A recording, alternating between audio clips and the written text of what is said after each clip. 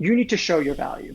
As whether you're a freelancer or a big business, it's understanding the problems you're trying to solve and then authentically demonstrating your value. And that is different for every scenario. So if you're a freelancer looking to get work, you need to understand what the customer is looking for. What is your client looking for? If they have to drive business goals, show them how you create videos or compelling artwork that delivers business results. Know who you're speaking to, understand what their problems are and make them your problems, and then show them and demonstrate how you solve their problems. You will always succeed in whatever your endeavor is if you solve who you serve their problems, right? That's why we exist. That's why Vimeo exists. Our job is to help creators succeed with video. That is our sole purpose. Every engineer, every marketer, every product person is focused on that day in and day out, from quality of video streaming to the tools that we build. And we are in service of our community. And if you are a small business or a freelancer, don't forget, you serve your customers. They don't come to where you are or where you want them to be. You have to meet them where they are and demonstrate your value. Hi, I'm Harris Beber, the Chief Marketing Officer of Vimeo, and you're watching Behind the Brand with Bryan Elliott.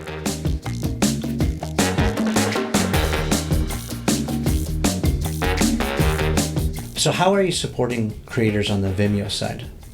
Well, we are in this really unique situation. We sit at the intersection of community, storytelling, data, and the tools to unlock all of them. And I want to break that down a little bit. From a community standpoint, we have a community of 175 million of the most talented creators. And I use creators because it's a good way to describe anyone that's creating content with video. Yeah. And they're doing that through telling a story. And a story is told through the form of video that could drive their business. It could be a mission video. It could be a product video that tells why your product features are great. Or it could be an amazingly artistic documentary told by a talented filmmaker. And because of this community and storytelling, we sit on an enormous amount of data, right? So we know what video works on Facebook versus YouTube. And if I'm a small business and I am a pizza place, what type of videos do I have to put on Facebook or Instagram or Twitter to work and promote my business that drives engagement? And once you know what the inspiration of great storytelling looks like, what are the videos that work and the types of videos that work, from types of content to length and platforms, we have to unlock that, right? We have to make it accessible. And that's really where we sit at the center of it. Our job is to make video accessible to people who thought it was inaccessible. And we've spoken to an enormous amount of small businesses. What do they struggle with? They are on Instagram and Facebook, and they scroll through the feed and they see videos there and they see it's compelling. I think there's no doubt that video is the most engaging medium on these platforms. What the doubt comes into is their ability to deliver video. Either they feel it's too expensive, it's too complicated, they don't have the skill set to do it. And that's where Vimeo serves a real purpose of unlocking that, making it feel cost-effective and efficient and accessible. Well, let's get more specific and tactical. What are some of the themes that you see, sort of either best practices or some specifics?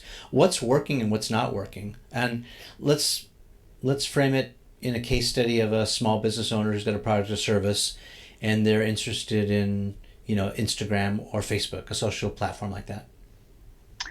So I've said this a lot to my team. Authenticity is the most important thing. At the end of the day, if you're a small business or brand, your customers are buying from you because they believe you as a business owner, they believe in your purpose as a store. If it's just a 99-cent slice of pizza in Manhattan on the corner versus across the street and it's 98 cents, that's hard to compete against when it's price only. But being able to authentically tell your story, why people should believe and buy from you, and that comes easy. That's just being you and yourself.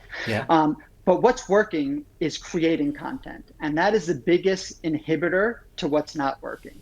People are afraid to get started. They're afraid of it not being perfect. I don't know what I'm doing. So that fear just paralyzes them and they don't create anything. And what we're seeing is the people that are succeeding, this goes back to what we spoke about earlier. It's a muscle. They're learning, right? You're not going to get it perfect. And the great thing about social media platforms is there's a lot of content on them. Things have a really short shelf life. I think the stat on Facebook is 75% of your views happen in the first 4 days. So what you put out on Monday isn't there on Friday anymore. So just keep creating content and learn, see what resonates with your community, your customers, which by the way is going to be different for you as it is for a different different company or small business? I think I sort of already know the answer to this question. I certainly have my own opinions.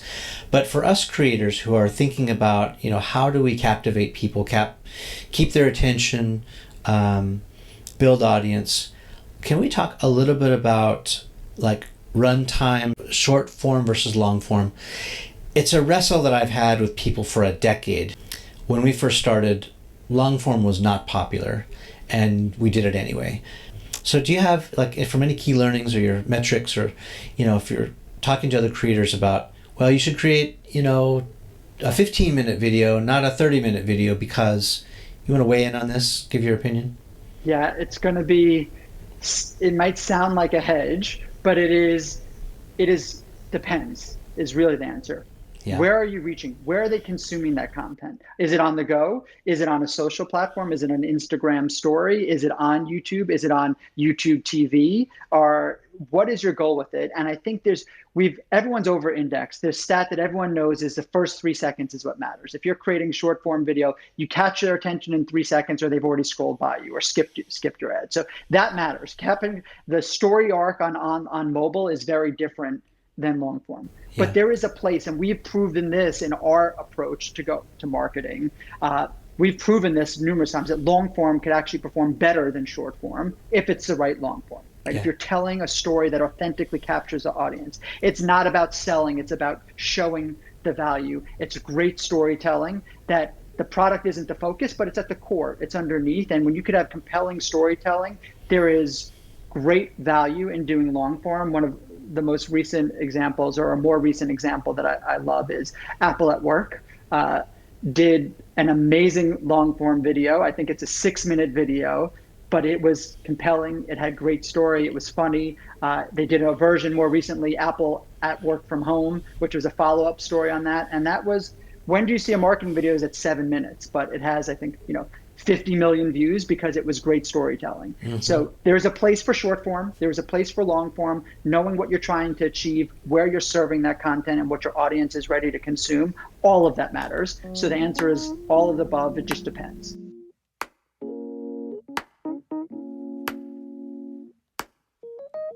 I mean, we were just sitting back, chopping it up, reminiscing about the good old days and all that, tracking my roots, where I came from and where I'm going.